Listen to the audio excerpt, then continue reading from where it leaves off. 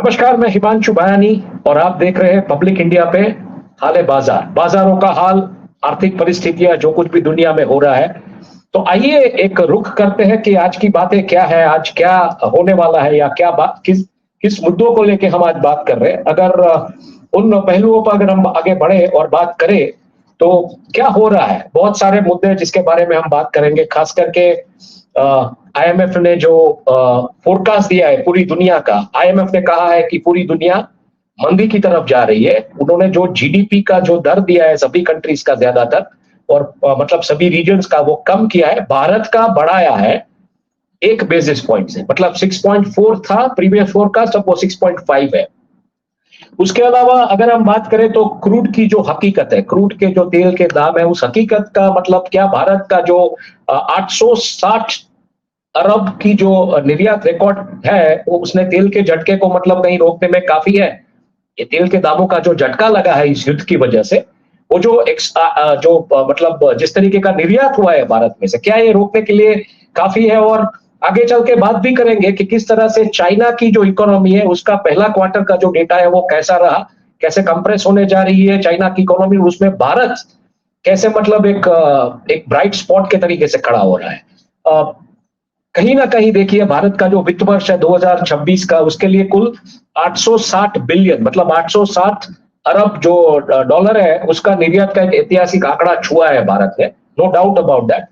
ये एक ऐसी उपलब्धि है जो मतलब हमारे सेवा क्षेत्र, सर्विसेज सेक्टर खास करके, उसके लिए, और इलेक्ट्रॉनिक्स में एक रणनीतिक बदलाव जिस तरीके से आया है, उसके कारण ये संभव हुआ है। अब इलेक्ट्रॉनिक की जो रणनीति में बदलाव क्यों आया है ये मैं अभी नहीं कहूंगा, लेकिन आपको ये एपिसोड देखना पड़ेगा। और आप एक भारतीय के मतलब एक भारतीय नागरिक होने के नाते आपको गर्व होगा कि ये बदलाव कैसे आया है।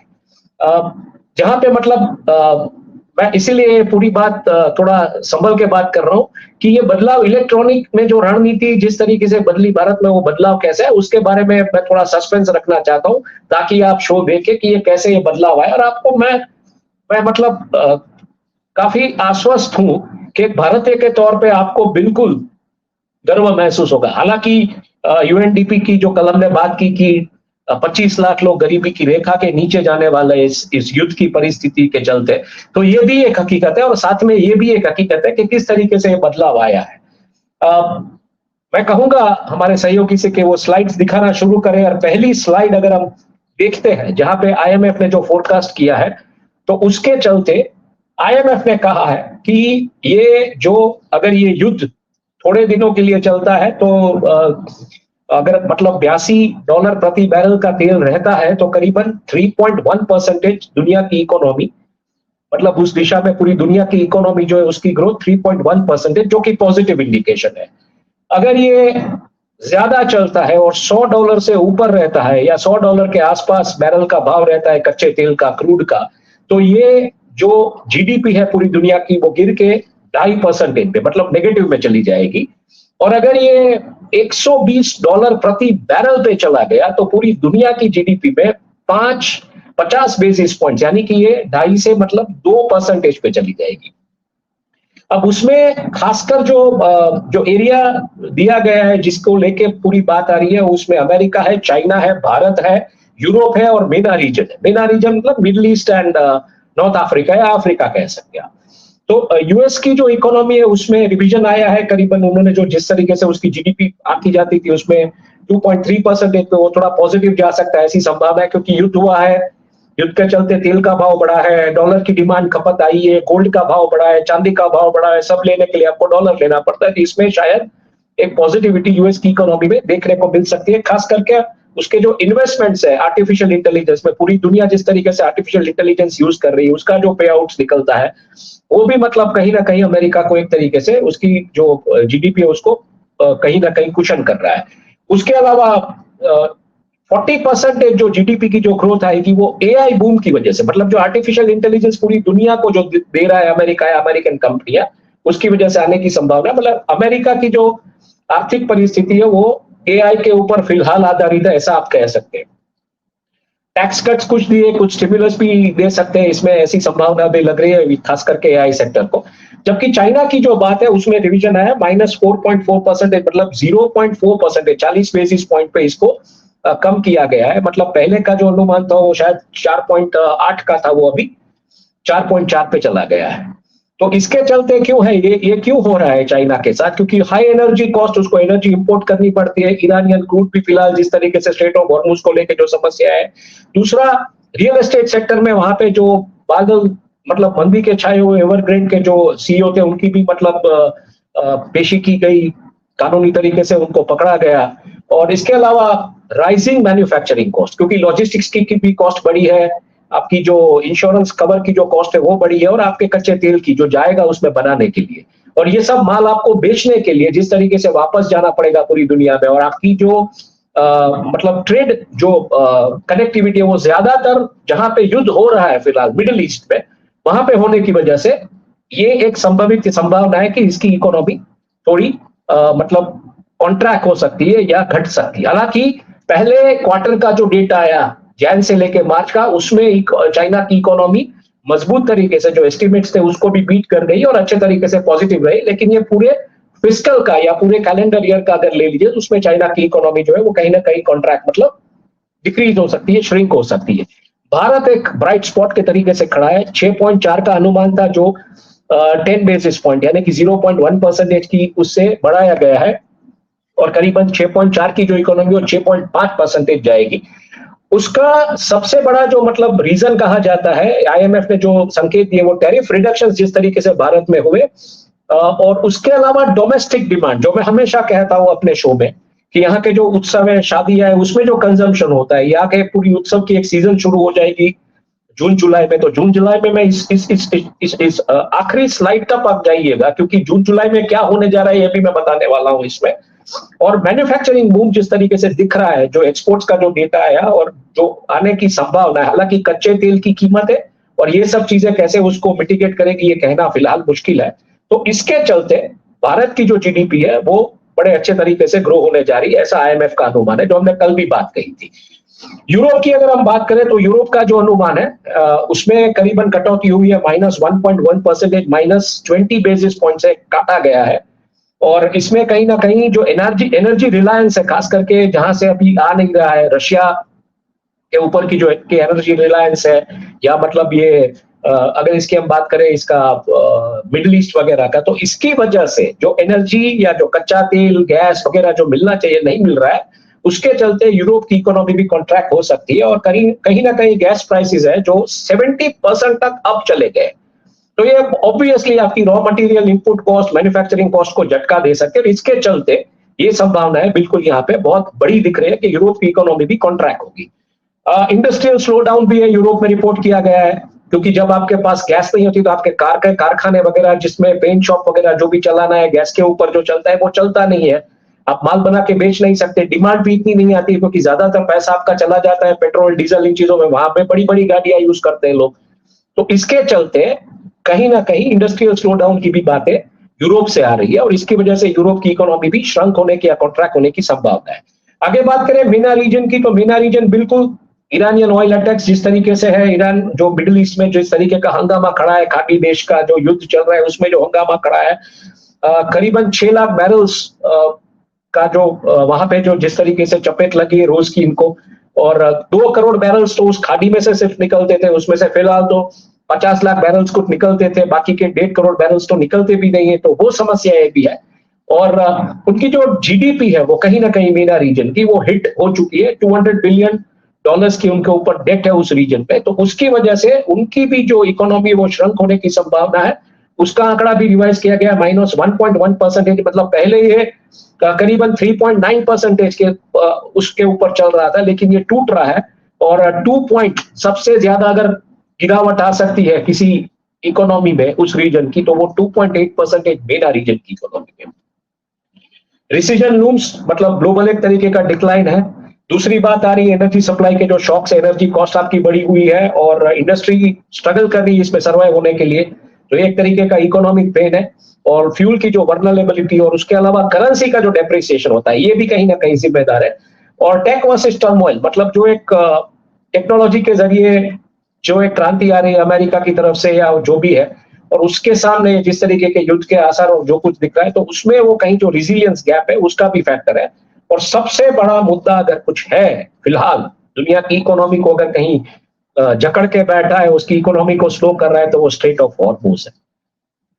हमने कल कहा था 48 घंटे, अब 24 घंटे, अगले 24 घंटे में क्या डिसीजन आता है ये देखना पड़ेगा। आज हम ये रिकॉर्डिंग कर रहे हैं गुरुवार के दिन, तो शुक्रवार जब ये शो टेलीकास्ट होगा, मतलब शुक्रवार के दिन किस तरीके के परिणाम आते हैं शाम होते होते, इसके ऊपर हमारी नजर बनी रहेगी और बिल्कुल अब बात करेंगे कि कैसे ये डेवलप हो रहा है। मैं चाहूंगा कि आप अब दूसरी स्लाइड की तरफ चले जाए।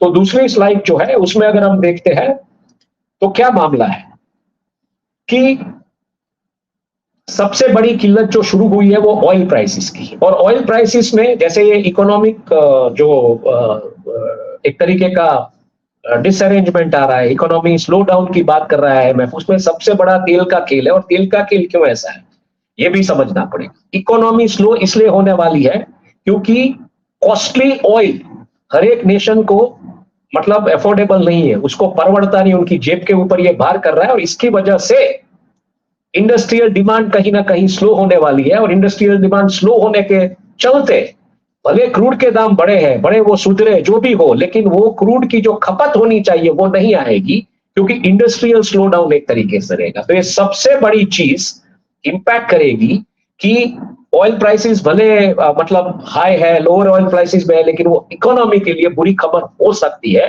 क्योंकि आपकी डिमांड उस दिशा में जा सकती है। इसीलिए IMF ने ये सब मुद्दों को मद्देनजर रखते हैं। और उसके ऊपर जो इकोनॉमिस्ट दूसरे जो बात कर रहे हैं कि ऑयल प्राइसेस और ऑयल की डिमांड घटने वाली है, इंडस्ट्रियल स्लो डाउन आ रहा है, IMF ने जो प्रोजेक्शन दिया उसके बाद की ये बात है, और इसकी वजह से मंदी के बादल हर जगह पे छाए। और हमने कल ये भी कहा कि जॉब कट्स, परसों हमने कहा जॉब कट्स जिस तरीके से आ रहे हैं, अजय बंगा जो वर्ल्ड बैंक के हेड है उन्होंने कहा कि करीबन 120 करोड़ जो लोग हैं पूरी दुनिया में वो नौकरी के लिए तैयार बैठे, लेकिन 40 करोड़ नौकरियां, ये 80 करोड़ नौकरियां नहीं होने वाली है। तो ये भी एक संकट, मतलब पूरे तरीके से मंदी के आसार, उसके ऊपर बेरोजगारी और ये एक संकट, और उसके ऊपर ये अगर ऑयल के दाम घटते हैं तो जो इंडस्ट्रियल रिबाउंड नहीं हो पाएगा या इंडस्ट्रियल कॉन्ट्रैक्शन होगा, ये भी एक चिंता करने वाली खबर है।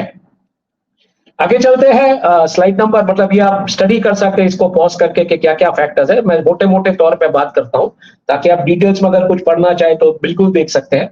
और इन सब के बीच अगर हम देखने जाए तो सप्लाई भले बढ़ेगी, लेकिन जब इंडस्ट्रियल स्लो डाउन होगा, ऑयल की डिमांड नहीं होगी, तो भाव भी टूटेंगे, लेकिन इसकी वजह से पूरी दुनिया में एक मंदी का माहौल छा सकता है। जो युद्ध की वजह से जो तेल के भाव ऊपर चले गए उसमें बैंक्स ने अच्छा खासा कमाया। एक कल हमने ये भी देखा कि वेस्ट की बैंक्स ने कहा है, लेकिन उन्होंने साथ साथ ये भी कहा है कि इसका एक बहुत बड़ा इकोनॉमिक इंपैक्ट आने वाला है। और ये सब चीजें ये स्लाइड में आप बिल्कुल देख सकेंगे। जो बेसिक पॉइंट्स है, मैंने बड़ी बड़ी जो मोटे मोटे तौर पे जो बात कही वो कही कि lower oil price demand from destruction means shrinking economy. उसके अलावा बॉटम लाइन अगर हम देखें तो high prices act as a tax on global consumers dragging growth. मतलब तेल के दाम बढ़े हो या घटे हो, बढ़ के अगर घटते हैं तो भी एक समस्या है। तो जैसे पी चिदम्बरम कहते थे हर एक प्रेस कॉन्फ्रेंस में अपनी कि the problems of the world are the problems for India and the solutions for those problems of the world are also the problem for India. यहाँ पे ये बात सार्थक होने जा रही है। आगे बात करते हैं, स्लाइड नंबर 3 के ऊपर हम चले जाए। तो बहुत बड़ी किल्लत भारत में और पूरे समूचे विश्व में जो है वो LNG सप्लाई रिस्टोरेशन की बात आ रही है। It's a long road to recover, ये सब बहुत सारे इकोनॉमिस्ट का मानना है। उनका कहना है कि ये करीबन ये जो पूरा का पूरा रिस्टोरेशन का जो प्रोसेस है, खास करके liquid I mean natural gas वगैरह का, उनका वो करीबन 3 से 4 साल ले सकता है। तो जियोपॉलिटिकल रिस्क जिस तरीके से चला, इंडिया में जो वल्नरेबिलिटी आई और इंपोर्ट डिपेंडेंसी, हमारी 60% भी ज्यादा LPG कंजम्पशन है वो इंडिया से, मतलब भारत इंपोर्ट करता है, आयात करता है, निर्यात नहीं करता, एक्सपोर्ट नहीं करता, इंपोर्ट करता है। गल्फ का डोमिनेंस है जिस तरीके से, जहां पे 92% जो है वो इंडिया का LPG सप्लाई जो है वो कतर और सऊदी अरेबिया से आता है, तो वहां पे तो अभी युद्ध के आसार है। और स्टोरेज गैप जो है, लिमिटेड स्टोरेज कैपेसिटी है, जो कि 15 दिन तक का या 30 दिन तक का ही माल हम यहाँ पे रख सकते हैं। तो इसके चलते ये सब चीजें हुई है। हालांकि कुछ प्राइस हाइक जो हुआ सिलेंडर वगैरह में, और उसके बाद अभी फिलहाल प्राइसेस या डिमांड जो है LPG की वो प्री वॉर लेवल पे आ चुकी है, ऐसी बात फिलहाल कई अखबारों में आज जो पिंक पेजेस है उसमें भी लिखी गई है, और एमएसएमई के ऊपर इसका सबसे बड़ा असर हुआ है, होटल्स एंड रेस्टोरेंट्स के ऊपर इसका सबसे बड़ा असर हुआ है। और ये सप्लाई डिस्ट्रप्शन जिस तरीके से हुआ है, freight cost, insurance, import cost, उसकी वजह से इसके दाम भी बढ़े। अगर हम देखने जाए तो कहीं ना कहीं गवर्नमेंट की जो स्ट्रैटेजी है कि सोर्सिंग शिफ्ट, शायद आने वाले दिनों में यूएस और ऑस्ट्रेलिया से मंगवाएंगे गैस, बड़ी कीमत वाला गैस होगा, नो डाउट अबाउट दैट। उसकी कीमत बढ़ भी सकती है, मतलब एलपीजी के आपके सिलेंडर भी कॉस्टली हो सकते हैं, ऐसी संभावना अगर सरकार ऑस्ट्रेलिया और यूएसए से इंपोर्ट करती है। दूसरी तरफ रिफाइनर्स को भी कहा गया है कि आप अपना एलपीजी का आउटपुट बढ़ाइए, और कंटिन्यूअस सप्लाई, खास करके हाउसिंग गैस जो होता है, मतलब जो पाइप नेचुरल गैस होता है, उसमें भी कंटिन्यूअस सप्लाई मिलना चाहिए। उसके लिए भी सरकार अपने तरीके से अपने कदम उठा रही है। बट कहीं ना कहीं ये गैस कॉस्टली होने की संभावना है। अगर गैस कॉस्टली होता है तो बिल्कुल ही आपका किचन का बजट भी डिस्टर्ब करेगा, और आने वाले दिनों में शायद ये भी एक बड़ा कंपोनेंट और फैक्टर रहेगा। और ये रिकवरी या ये जो रिस्टोरेशन की प्रोसेस है, इसको स्ट्रीमलाइन करने की, वो करीबन 3 से 4 साल लग सकती है। हालांकि चुनावों का माहौल है पूरे भारत में, गुजरात में, सब जगह पे जहां से मैं बैठा हूं, अभी फिलहाल मैं अहमदाबाद में हूं, तो चुनावों का माहौल है, तो ये कैसे असर करेगा ये भी देखना पड़ेगा। आगे बात करते हैं, स्लाइड नंबर 4 पे हम चले जाए तो फ्यूल प्राइस फ्रीज जो है, मतलब फ्यूल के दाम, क्योंकि हम बात जब इकोनॉमी करते हैं तो फ्यूल एक बड़ा इंपॉर्टेंट कंपोनेंट रहता है भारत के उसमें। तो जो फ्रीज है 2022 से लेके अभी तक का जो फ्रीज है, प्राइस फ्रीज जिस तरीके से, उसकी वजह से ऑयल मार्केटिंग कंपनीज को रोज का करीबन 1600 करोड़ का नुकसान हो रहा है। 18 रुपये प्रति लीटर पेट्रोल पे और करीबन 35 रुपये प्रति लीटर डीजल पे। और गवर्नमेंट भी मतलब एक्सरसाइज कट वगैरह जो भी करेगी, तो इसका भी इंपैक्ट आने वाला है टैक्स रिकवरी के ऊपर। तो ये भी चीजें यहाँ पे स्लाइड में दी गई, आप पॉज करके स्लाइड भी स्टडी कर सकते हैं, क्योंकि मैं जो बात करता हूँ मोटे मोटे तौर पे बेसिक पॉइंट्स के ऊपर बात करता हूँ। और इसकी वजह से आप मतलब डिटेल्स में अगर कुछ पढ़ना या देखना चाहते हैं तो ये स्लाइड हम इसीलिए बनाते हैं ताकि आप पढ़ सके इसमें कि क्या है। रेवेन्यू शिफ्ट जो है वो 22%, फाइनेंशियल ईयर 17 में जो था, और फाइनेंशियल ईयर 26 में 8%, मतलब जो ऑयल मार्केटिंग कंपनीज की रेवेन्यू है उसमें एक बड़ी कटौती आ सकती है। और जिस तरीके से हमारा जो मतलब क्रूड आता है वो 45% मिडिल ईस्ट से आता है, 35% रशिया से, और 6% आता है यूएसए से। तो जैसे मैंने कहा था कि 86% वर्ल्ड के जो ऑयल रिजर्व्स है वो यूएसए, मतलब अमेरिका, रशिया और मिडिल ईस्ट में डोमिनेटेड है। उसके मतलब जो ज्योग्राफी उसके नीचे है, तो वहीं से आपका ऑयल आपको लाना पड़ेगा। और कहीं ना कहीं ये करंट अकाउंट डेफिसिट जो है, इसके ऊपर इसका जोखिम है, डायरेक्ट रिस्क है। 30 बेसिस पॉइंट पर, मतलब अगर $10 प्रति बैरल ये भाव बढ़ता है क्रूड का, तो वो करीबन आपके जो करंट अकाउंट डेफिसिट है उसमें 30 बेसिस पॉइंट का उसमें एक नेगेटिव इम्पैक्ट आता है। फिस्कल डेफिसिट जो है उसके ऊपर करीबन 80 बेसिस पॉइंट्स का एक तरीके का नेगेटिव इफेक्ट आता है। तो कुल मिला के अगर हम देखने जाए तो $1 प्रति बैरल जब ऑयल का दाम बढ़ता है तो 800 करोड़ का एक तरीके का बोझ भारत में, भारत सरकार के उसके इकोनॉमिक या उसके फाइनेंसेस के ऊपर पड़ता है। तो क्या मतलब हो सकता है आने वाले दिनों में, जो ऑयल कंपनीज के जो रिजल्ट्स आने वाले हैं इस क्वार्टर के, अगले क्वार्टर के जो भी, उसमें कहीं ना कहीं ये इंपैक्ट देखने को मिलेगा। तो शायद उनके शेयर के भाव टूट भी सकते हैं, ये भी एक संभावना है। क्या कर सकते हैं अगर अगर अगर हम बात करें तो क्या मतलब गवर्नमेंट क्या कर सकती है या क्या सजेशंस दे रहे इकोनॉमिक्स? तो वो कह रहे हैं कि predicted post West Bengal Tamil Nadu elections हो सकता है कि पेट्रोल और डीजल के दाम बढ़े। ये जो रिकवरी है 18 लीटर प्रति लीटर की जो पेट्रोल की और 33 रुपये प्रति लीटर डीजल में, उसकी वजह से थोड़ा कहीं ना कहीं एक तरीके का मतलब बढ़ सकता है दाम, ऐसी संभावना यहाँ पे फिलहाल दिख रही है। और अगर मान लीजिए प्रति बैरल ये 80 से $85 प्रति बैरल के ऊपर चला गया अंतरराष्ट्रीय मार्केट में क्रूड का दाम, तो करंट प्राइस और ओएमसी का जो मतलब फिलहाल जो कैलकुलेशन चल रहा है उसमें शायद कोई बड़ी दिक्कत नहीं होगी। सेंसिटिविटी यही है कि इसकी वजह से पूरा का पूरा जो इनका बैलेंस शीट है ऑयल मार्केटिंग कंपनीज का, भारत में अगर हम देखने जाए तो oil marketing company 2 private sector की है, बाकी की 5 सरकार की है, भारत सरकार की। तो उसकी जो फाइनेंशियल्स है उसके ऊपर इसका बड़ा असर हो सकता है, और इसकी वजह से इनके शेयर के दामों पे भी बड़ा असर हो सकता है। आइए बात करते हैं आगे स्लाइड नंबर 5 के ऊपर। तो इंडिया का जो ट्रेड परफॉर्मेंस जिसके बारे में हमने बात की, करीबन ट्रेड डेफिसिट जो है वो प्रोजेक्ट किया गया था 32.75 बिलियन, जो कि नैरो हुआ है 12 बिलियन डॉलर्स से, और 20.98 मतलब 21 बिलियन डॉलर्स के आसपास पहुंचा है, ऐसा आप कह सकते हैं। शार्प डिक्लाइन फ्रॉम फरवरी जो 27.1 बिलियन के आसपास था। लेकिन ये डिक्लाइन इसलिए है कि वॉर के जो आसार है, जिस तरीके से माल जा नहीं सकता है, लॉजिस्टिक्स की कॉस्ट बढ़ी हुई है, फ्रेट कॉस्ट बढ़ी हुई है। तो फरवरी में जो 27.1 बिलियन था वो मार्च में 20.98 बिलियन है, लेकिन प्रोजेक्टेड जो था वो 32.75 बिलियन था। सो उसकी वजह से वो कुशनिंग कहीं ना कहीं, हालांकि डिक्लाइन हुआ है फरवरी के मुकाबले, लेकिन कहीं ना कहीं जो डिक्लाइन ज्यादा एक्सपेक्टेड था 12 बिलियन डॉलर ज्यादा, वो नहीं है, मतलब 11 बिलियन डॉलर कम है वो डिक्लाइन, ऐसा हम कह सकते हैं। तो वो कहीं ना कहीं एक कुशनिंग है। और मर्चेंडाइज एक्सपोर्ट्स जो है वो भी बढ़े हैं, फरवरी में वो करीबन उस दिशा में थे, और मर्चेंडाइज इंपोर्ट्स भी बढ़े।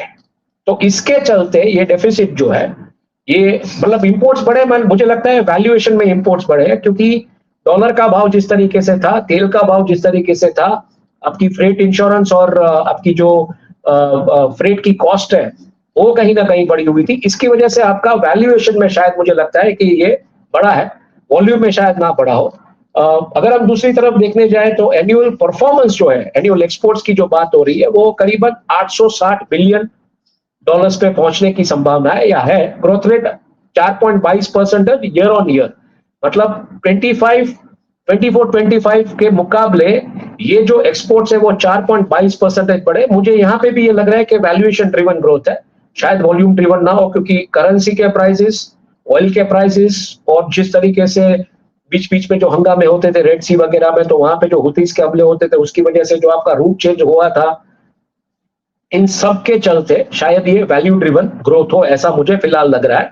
बाकी डिटेलिंग हमको भी देखनी पड़ेगी किस दिशा में जा रहा है। और सर्विस स्ट्रेंथ अगर हम देखने जाए तो उस दिशा में भी ये आगे बढ़ रहा है, सर्विस एक्सपोर्ट्स भी, ऐसी भी बात आ रही है। तो सर्विस एक्सपोर्ट्स भी जब बढ़ रहा है तो सीधी सी बात है, क्योंकि आपका डॉलर के सामने रुपया जो है वो घिस रहा है, तो आपका जो पैसा आएगा, जो मान लीजिए पहले 80-90 रुपए आता था, वो अभी 92-93 आ रहा है, तो ऑब्वियसली उसकी वजह से भी ये ग्रोथ कहीं ना कहीं दिख रही है।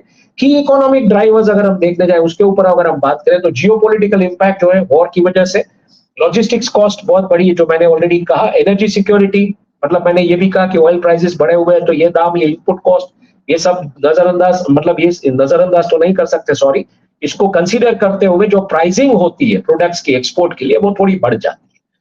और इसके अलावा स्ट्रैटेजिक आउटलुक अगर हम देखने जाए तो resilient March but prolong tensions continue to अप्रैल।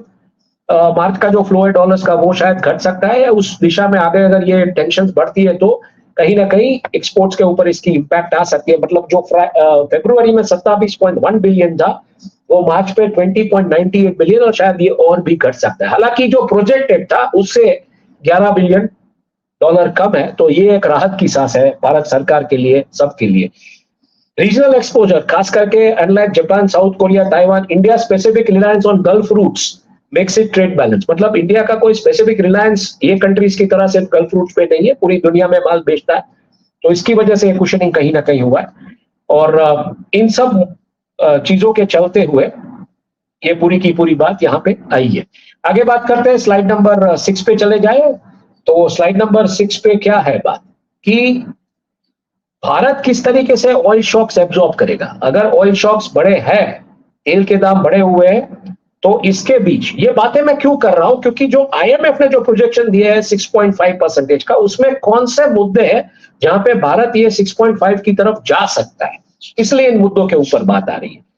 जमीनी हकीकत कुछ और ही है, ये भी समझ लीजिए। बतौर पत्रकार, एज अ बिजनेस पत्रकार, जब मैं घूमता हूं तो मुझे दिखता है कि जमीनी हकीकतें अलग है, लेकिन ये मैक्रो डेटा जो आता है और 6.5% की जो बात है वो किस दिशा में जाएगा, तो बहुत सारे फैक्टर्स हैं इसके, खास करके जो पिलर्स ऑफ रिजिलियंस है, नीचे आप देखेंगे जो पिलर्स, तो उसमें high economic growth one of the indicators है कि इसकी वजह से भारत जो है ऑयल शॉक एब्जॉर्ब कर पाएगा। स्ट्रॉन्ग एक्सटर्नल पोजीशन, इनका कहना है कि आईएमएफ का जो फोरकास्ट है, रोबस्ट एक्सटर्नल बैलेंस शीट है हमारी, नेट एक्सटर्नल एसेट पोजीशन जो है वो अच्छी खासी है भारत सरकार की, और इसी वजह से सॉवरिन रेटिंग्स जो मिलते हैं भारत को, उसमें कहीं ना कहीं एक्सटर्नल एसेट्स जो है वो सपोर्ट करते हैं। और जब आपका सॉवरिन रेटिंग अच्छा होता है तो दुनिया भर से जो निवेश आता है उसमें भी आपको एक तरीके का प्रेफरेंस मिलता है। स्ट्रॉन्ग एक्सटर्नल पोजीशन, ये बात हमने ऑलरेडी कर दी। बैंकिंग सिस्टम की जो स्ट्रेंथ है भारत की, उस वजह से भी ये फैक्टर कहीं ना कहीं है कि ऑयल के जो शॉक्स हम ऑब्जर्व कर पाएंगे। और रिड्यूस कॉर्पोरेट लेवरेज, मतलब लार्ज कंपनीज उन्होंने अपना ऋण घटाया है, या जिस तरीके से ऋण को माफ कर दिया गया पिछले दिनों में हमने देखा सरकारों ने किया है। और जो डेट जो है वो 10%, मतलब जो पैसा उठा के जो धंधा करते हैं उसमें 10% की, तो डेट के सामने जो लेवरेजिंग करना चाहिए वो यहाँ पे थोड़ा कम होता हुआ दिख रहा है। और बाकी तो डोमेस्टिक हमारी जो डिमांड है उसकी वजह से बिल्कुल, भले कोई ऑयल शॉक आए कुछ भी आए, लेकिन ये जो भारत 140 करोड़ की आबादी वाला देश है, वो 2 टाइम खाएगा उसके लोग। वो जो भी कपड़े पहनेंगे या कहीं पे सिनेमा देखने जाएंगे, जैसे धुरंधर ने 3000 करोड़ का धंधा अभी तक कर लिया है, तो ऐसी फिल्में भी चलेगी, महंगे पॉपकॉर्न भी लोग खाएंगे, महंगी गाड़ियां भी खरीदेंगे, तो थार का डेटा आता है ज्यादातर। तो ये सब फैक्टर्स की वजह से भी कहीं ना कहीं ये कुशनिंग दिख रहा है कि ऑयल के प्राइसेस के जो शॉक्स है वो कैसे भारत एब्जॉर्ब करेगा। और सेक्टर स्पेसिफिक अगर इम्पैक्ट की अगर आप बात करें तो एनर्जी और उसका जो रिस्क है, मतलब उसकी जो प्राइसिंग है उसके चलते ये एक बड़ा रिस्क है। और खास करके करेंसी जो वॉलेटिलिटी है वो भी एक बड़ा रिस्क है। लेकिन मॉडरेट रिस्क अगर हम देखें तो उसके चलते भारत में जो डोमेस्टिक कंजम्पशन की वजह से जो पैसे का फ्लो चल रहा है वो भी कहीं ना कहीं कुशन कर रहा है इस ऑयल शॉक्स को।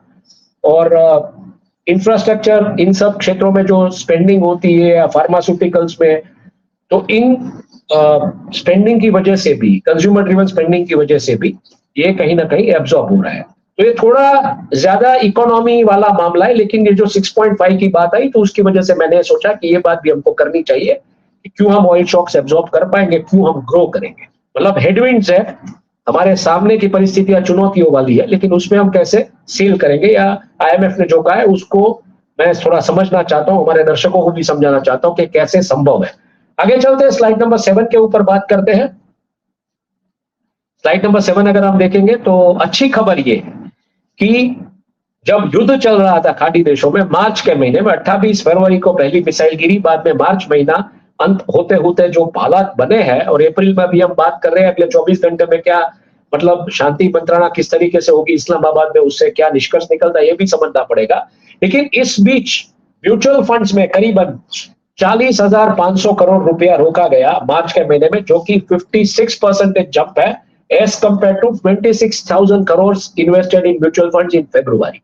तो जब रिस्क बढ़ता है, बड़े बड़े खिलाड़ी जो होते हैं जिनको खरबों रुपया घुमाना पड़ता है, चाहे मार्केट तेजी का हो या मंदी का, तो वो पैसा घुमाते हैं ऐसी जगहों पे, एक्सचेंज ट्रेडेड फंड्स में, म्यूचुअल फंड्स में। तो म्यूचुअल फंड्स का जो डेटा है मार्च महीने का वो अच्छा खासा दिख रहा है। डोमेस्टिक इन्वेस्टर्स जो है वो भी मतलब अच्छा खासा पैसा लगा रहे हैं। और जब सोने चांदी के भाव बढ़े हो तो ज्यादातर लोग सिप की तरफ इसलिए जाएंगे कि चलिए नीचे का जो अभी माल चल रहा है उसको खरीद ही लीजिए, बाकी जब तेजी आएगी तो ऑटोमेटिकली आपका पोर्टफोलियो बढ़ेगा। तो कहीं ना कहीं बाइंग ऑन द डिप वाला सेंटीमेंट भी चल रहा है और इसकी वजह से ये हुआ है। मोस्ट प्रिफर्ड फंड कैटेगरीज ज्यादातर अगर हम देखने जाए तो फ्लेक्सी कैप फंड कैटेगरीज है, और बैंकिंग सेक्टर फोकस है ज्यादातर। उसमें भी बहुत सारे फंड्स जो है आईसीआईसी बैंक के, स्टेट बैंक ऑफ इंडिया के, एचडीएफसी बैंक में, उसमें अच्छा खासा पैसा फ्लो हुआ है। मेजर सेल ऑफ्स अगर हम देखने जाए तो power grid, Grasim, Apollo hospitals और आईटी और गैस सेक्टर की जो कंपनी है वहां पे ज्यादा प्रेशर रहा, तो वहां पे सेलिंग हुई अच्छी खासी। और mid cap and small cap की अगर हम बात करें तो मिड कैप बाइस जो है वो करीबन एंथम बायोसाइंसेस है, अर्बन कंपनी है। स्मॉल कैप में जो उज्जीवन फाइनेंशियल बैंक है, और उसके अलावा नोटेबल सेल्स में पेट्रोनेट एलएनजी है, क्योंकि उसके भाव टूटेंगे, ऑब्वियसली माल नहीं है कैसे। और इंस्टीट्यूशनल शिफ्ट अगर हम देखने जाए तो म्यूचुअल फंड शेयर होल्डिंग जो है वो 29.54% ऊपर रहा है as compared to 26.66 in February. तो मार्च महीने में म्यूचुअल फंड का जो शेयर होल्डिंग है वो भी ऊपर रहा है। एफपीआई होल्डिंग थोड़ा नीचे गया है, क्योंकि ऑब्वियसली एफआईआई जो उन्होंने उस तरीके से अपना माल बेचा है, और करीबन 44.05% पे। और रिटेल रिसिलियंस अगर हम देखते जाए तो छोटे मोटे जो निवेशक है वो करीबन 41.1 लाख रुपया उन्होंने लगाया as compared to 35.39 lakh from February. तो मार्च में ये मोटे तौर पे अच्छा रहा है। बात करते हैं आगे स्लाइड नंबर 8 के ऊपर। तो इंडिया का जो मतलब एक तरीके का ट्रेडिंग लैंडस्केप है वो थोड़ा शिफ्ट हुआ है। मैं चाहूंगा स्लाइड नंबर 8 पे आप आ जाए। स्लाइड नंबर 8 अगर आप देखेंगे तो उसमें हम देख रहे हैं कि जो भारत चाइना का सबसे बड़ा ट्रेड पार्टनर इमर्ज हुआ है और करीबन रिकॉर्ड हाई ट्रेड हमने किया है 112.16 बिलियन डॉलर्स, जो कि 99.2 बिलियन डॉलर्स था वित्तीय वर्ष 2024-25 में। जो वित्तीय वर्ष 2025-26 में 112.16 बिलियन डॉलर्स मतलब करीबन अगर आप देखने जाए तो 13.14 बिलियन डॉलर्स की बढ़त देखने को मिली है। और इंपोर्ट ग्रोथ जो है वो करीबन 16% हुई है 131.63 बिलियन, और एक्सपोर्ट ग्रोथ हुई 36.66%, 19.47 बिलियन। तो भारत अब चाइना के साथ, जो स्वर्गीय डॉक्टर मनमोहन सिंह की एक जमाने की नीति थी लेमन ब्रदर के क्राइसिस के टाइम पे, और उन्होंने तब ये कुछ चाइना के साथ जो गेट्स ओपन किए थे ट्रेडिंग के लिए, यही यहाँ पे दिख रहा है। हालांकि इसके बारे में बातें नहीं की जा रही है उस सत्ता के गलियारों से, लेकिन ये डेटा जो आता है उसके ऊपर से क्लियरली दिख रहा है कि चाइना इंडिया का सबसे बड़ा ट्रेडिंग पार्टनर इमर्ज होते हुए दिख रहा है। अगर दूसरे कंट्रीज जिसके साथ हम जो बात कर रहे हैं, जो एक्सपोर्ट कर रहे हैं, उसमें डिक्लाइन खास करके हुआ है नेदरलैंड्स, यूके, सिंगापुर और सऊदी अरेबिया के साथ। और अगर बढ़त हमको देखने को मिली है तो वो UAE, Germany, Hong Kong, Italy, Brazil और वियतनाम, यहाँ पे हमारा फोकस बड़ा है। तो मतलब साउथ ईस्ट एशियन इकोनॉमी अगर उस दिशा में हम थोड़ा देखें, और ज्यादातर लैटिन अमेरिका और कुछ पोर्शंस जो है वो यूरोप के, उसके साथ इटली, जर्मनी वगैरह के साथ हमारे व्यापार संबंध अच्छे हुए हैं, बड़े हैं, और बाकी की जगहों पे एक्सपोर्ट्स डिक्लाइन हुए हैं। तो वो मुझे लगता है कि डिमांड डायनामिक्स भी काम करती है वहां पे, तो शायद ये भी फैक्टर हो सकता है। एक्सपोर्ट्स टू यूएस जो है उसमें 0.92% की ग्रोथ आई है 87.3 बिलियन, और इंपोर्ट्स फ्रॉम यूएस उसमें कुछ 15% की ग्रोथ है 52.9 बिलियन। तो इंडिया का जो ट्रेड सरप्लस है वो 34.4 बिलियन पे है फिलहाल, और थोड़ा सरप्लस जो वो श्रिंक होता हुआ दिख रहा है फिलहाल। लेकिन अगर बड़े बड़े मोटे मोटे मुद्दों की अगर हम बात करें तो प्राइमरी अगर हम देखने जाए तो चाइना और यूएस का जो सरप्लस गैप है वो अच्छा खासा, यहाँ पे ग्राफ में आप देख सकते हैं कि बैलेंस हो रहा है, और ये सब चीजें हैं। तो इंडिया एक तरीके से बड़ा पार्टनर चाइना के साथ उभरा है।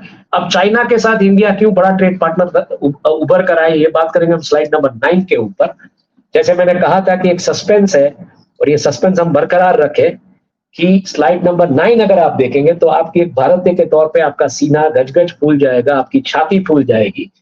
India's electronic component exports to China surged a strategic reversal। $2.5 billion के कंपोनेंट्स आईफोन के भारत ने चाइना को दिए, और ये जो बढ़त है, मतलब इसमें अगर हम देखने जाए तो फाइनेंशियल ईयर 25-26 के लिए जो प्रोजेक्शन है ईयर एंड तक, ये करीबन 3.5 बिलियन तक पहुंचने की संभावना है। मतलब $350 करोड़ का माल आईफोन बनाने के जो पुर्जे वो भारत ने चाइना को दिए। और ये जो खबर है इसमें आपको ये भी समझना पड़ेगा कि वित्तीय वर्ष 2024-25 में ये जो डेटा था वो करीबन 920 मिलियन, मतलब सिर्फ 92 करोड़ था, वहां से ये पहुंच के 350 करोड़ तक पहुंचा है। 3.5 गुनी ग्रोथ सिर्फ एक साल में। और बड़ी बड़ी कौन सी जो कंपनियां हैं जिन्होंने माल चाइना को भेजा है, तो उसमें फॉक्सकॉन है, टाटा इलेक्ट्रॉनिक्स है, पेगाट्रॉन है, माथासन ग्रुप है, सालकॉम है, यूजान टेक्नोलॉजी है, और खास करके printed circuit board assemblies, mechanics, conductive graphite buttons, और बाकी जो हाउसिंग कनेक्शंस वगैरह जो होते हैं वो भेजे गए हैं। और एप्पल का localised ecosystem expansion in India, तो ये कंपोनेंट्स शिप होते हैं ज्यादातर चाइना और वियतनाम को। और कहीं ना कहीं जो गवर्नमेंट की नीतियां है, खास करके PLI, production linked incentive scheme, और इलेक्ट्रॉनिक्स कंपोनेंट मैन्युफैक्चरिंग स्कीम, ये भी कहीं ना कहीं कारगर साबित हुई है। सिग्निफिकेंस, ये जो शिफ्ट जो है इसका सिग्निफिकेंस ये है कि in global value chain Bharat एक बड़े मतलब इलेक्ट्रॉनिक कंपोनेंट्स के मैन्युफैक्चरर के तौर पे धीरे धीरे उभर रहा है, और ये खबर बिल्कुल हम भारतीयों को गर्व लेने वाली है, no doubt about that. China +1 diversification की जो बात है वो यहां से शुरू होती है, ऐसा लग रहा है भारत से, और ये इस दिशा में जा रहा है। आगे चलते हैं स्लाइड नंबर 10 के ऊपर। स्लाइड नंबर 10 पे अगर हम बात करें तो चाइना की जो इकोनॉमी, जैसे मैंने कहा था कि आईएमएफ की स्टार्टिंग की स्लाइड लेकर हमने चाइना और इंडिया की इकोनॉमी की बात की, तो चाइना की इकोनॉमी जो है उसने एक तरीके से रिबाउंड दिया है। फर्स्ट क्वार्टर में 5% के आसपास के ऊपर वो ग्रो हुई है, और एनर्जी सप्लाई डिस्ट्रप्शन होने के बावजूद अगर आप देखें तो दूसरे मुद्दे भी थे, सप्लाई चेन की जो समस्याएं थी, diplomatic balancing act, energy supply chain pressures वगैरह, इसके चलते चाइना की इकोनॉमी क्यों ग्रो हुई है, क्योंकि उनका जो जीडीपी जो फोरकास्ट था वो करीबन 4.6 4.8 का था, वहां पे ये 5% आया है। हाईटेक मैन्युफैक्चरिंग, खास करके ईवी बैटरीज और एआई इंफ्रा में चाइना ने अच्छी खासी मतलब एक तरीके से छलांग लगाई। जैसे भारत ने ये चिप्स बना के आईफोन की चिप्स वगैरह बेची है चाइना को, तो चाइना ने भी ईवी बैटरीज, क्योंकि बैटरी में तो चाइना सबसे बड़ा प्लेयर है ही है, नो डाउट अबाउट दैट। उसके अलावा एआई का जो इंफ्रा चिप्स वगैरह जो बनाना है उसमें भी मतलब उन्होंने अच्छी खासी छलांग लगाई है। Government bonds accelerate massive projects, मतलब जो इंफ्रास्ट्रक्चर का जो इन्वेस्टमेंट है, वहां की सरकार की जो नीति है, उसकी वजह से भी बड़े बड़े स्केल के प्रोजेक्ट वहां पे आगे बढ़ रहे हैं। और trade resilience, strong supply capacity जो है उनकी, मतलब पूरी विश्व में जिस तरीके से वो धंधा करता है उसकी वजह से भी ये जो 4.6 या 4.8 का जो एस्टिमेट था पहले तिमाही के लिए जनवरी से मार्च में, वो करीबन 5% पहुंच गया है। इसी वजह से चाइना जो है वो पहले क्वार्टर का डेटा तो अच्छा है, लेकिन जैसे आईएमएफ ने फोरकास्ट किया है -1 पॉइंट उसके ऊपर जो जा सकता है, जो पहली स्लाइड में हमने बात की, वो भी यहाँ पे आपको मद्देनजर रखनी पड़ेगी। और फिलहाल ये डेटा अच्छा है, लेकिन उसके सामने भारत भी ग्रो हो रहा है, ऐसी बात यहाँ पे क्लियरली दिख रही है। आगे बात करते हैं, स्लाइड नंबर 11 पे हम चले जाते हैं,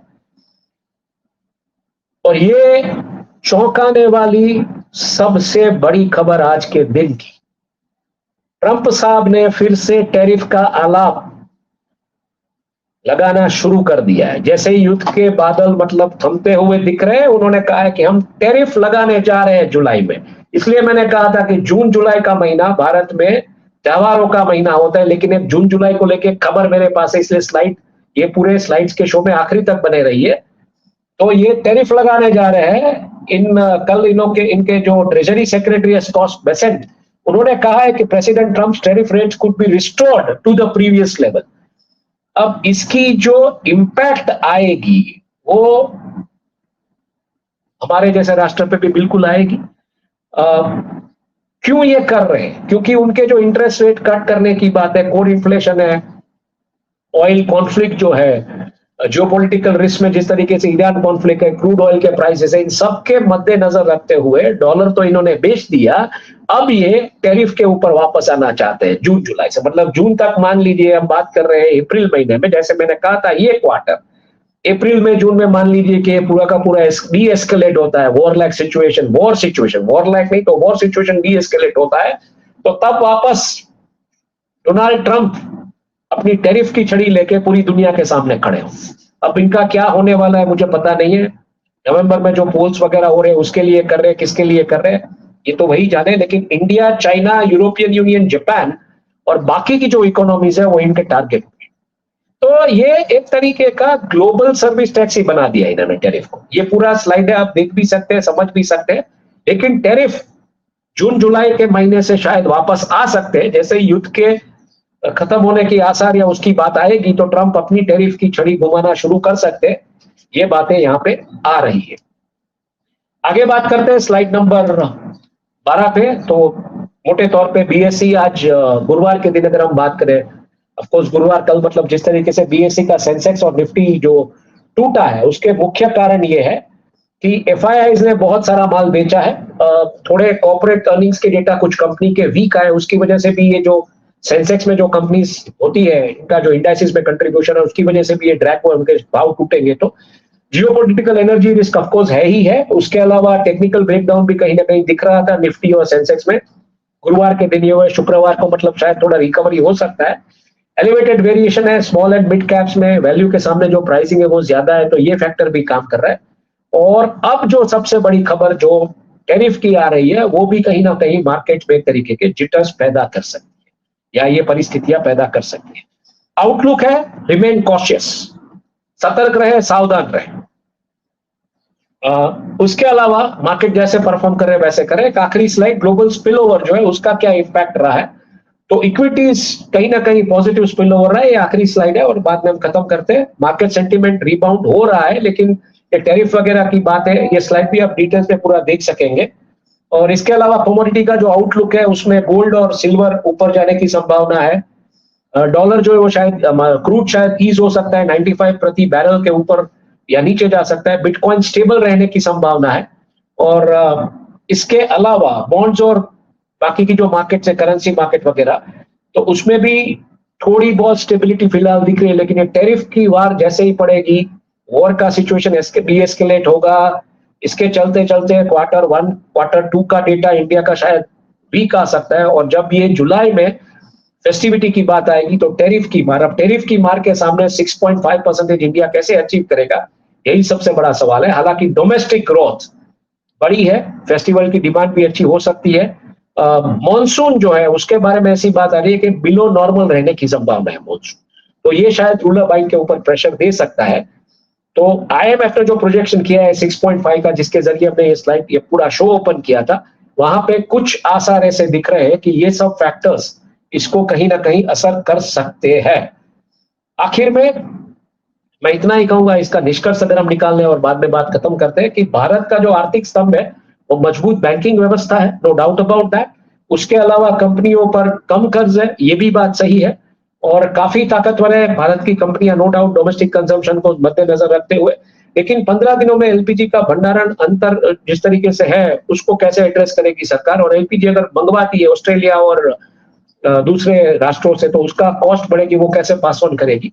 और इन सब चीजों के बीच जो लचीलापन होना चाहिए हमारी इकोनॉमी में, वो कैसे आएगा और 6.5 कैसे अचीव करेंगे, ये सबसे बड़ा सवाल है। दूसरी तरफ यूएनडीपी की जो चेतावनी है कि 25 लाख लोग भारत में गरीबी की रेखा के नीचे जा सकते हैं, इन सब मुद्दों के बीच ये आज का कार्यक्रम समाप्त करते हैं। बिल्कुल आपके कंस्ट्रक्टिव क्रिटिसिज्म नोट्स भेजिएगा, आपके सजेशंस दीजिएगा कहाँ पे हम इंप्रूवमेंट कर सकते हैं।